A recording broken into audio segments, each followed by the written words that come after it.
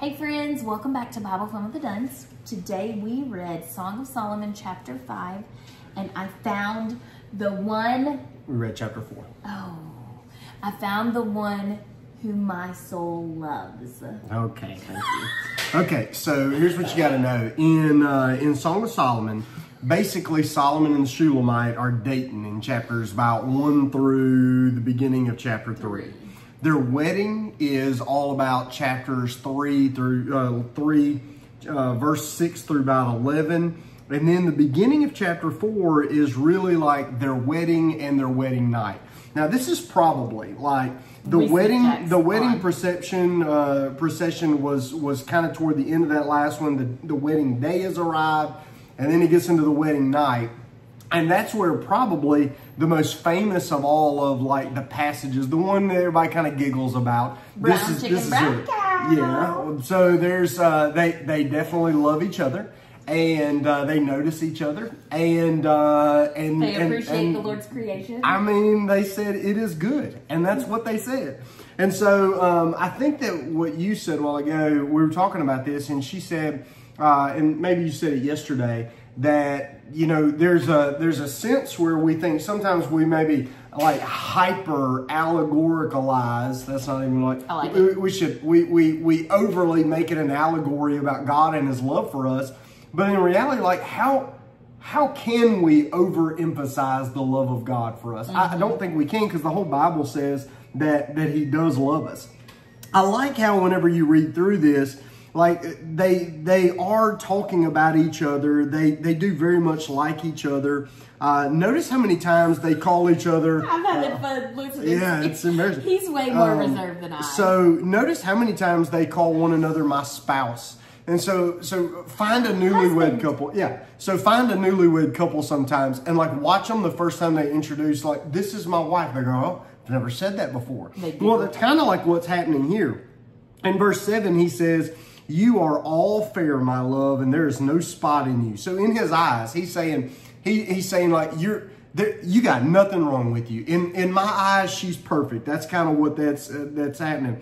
And then there's this odd verse. It says, come with me from Lebanon, my spouse, with me from Lebanon. Look from the top of Amana, from the top of Senir and Hermon, from the lion's dens and the mountains of the leopard. So what's happening here is this is an invitation to Genesis 2:24, where at God's creation of man and woman, and he marries them in the garden. It was always kind of the intent of the Lord. In Genesis 2:24, it says this, therefore a man shall leave his father and mother and be joined to his wife, and the two shall become one flesh. This is an invitation into this. And so you have this moment where, I've often gotten questions about why on their wedding night is he calling her not just my spouse, but my sister. That's an odd place to be talking about that, right? Well, just kind of think about it like this. It's a term of affection. He's saying we are more than just admirers. We're family.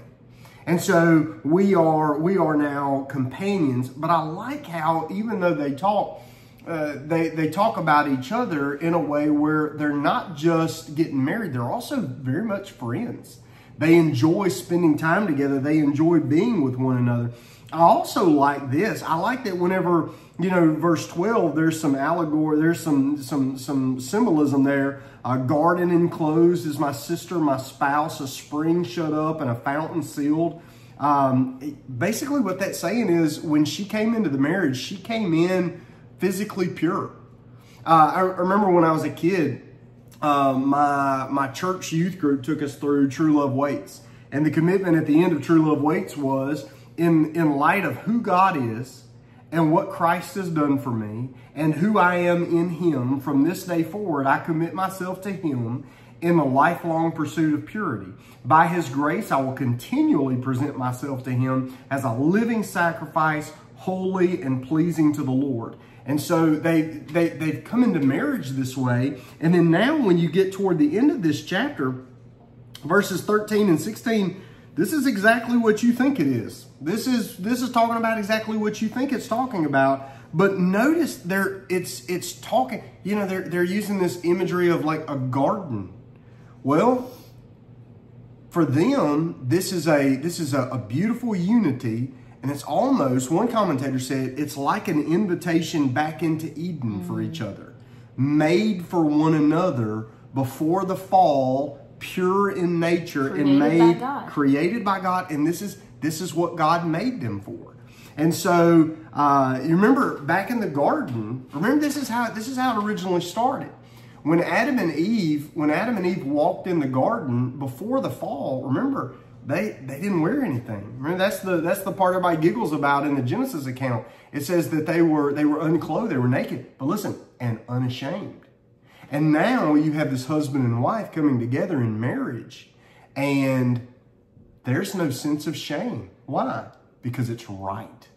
And so in the eyes of the Lord, we see this like what the Lord has created. Remember, he says, it is good. And so that's what we've got here. We've got this expression, we've got this beautiful expression of love between a husband and a wife. And we giggle at it sometimes, but the reality is we've let the world hijack marriage and sexuality and things like that in a way where we go, oh God, we don't really talk about that. Well, no. Bad, yeah. And what the Lord lays out, he goes, I created this as a gift for husband and wife. And so what the Lord has called good within the bounds of the way he's created, it's good. And so that's what we have going on in chapter 4. It's awkward, and I didn't read it with my kids, but I hope you came away with the idea that God created something special, and so it ought to be held in high esteem. All right, so we'll see you tomorrow in chapter number 5. See you then. Bye.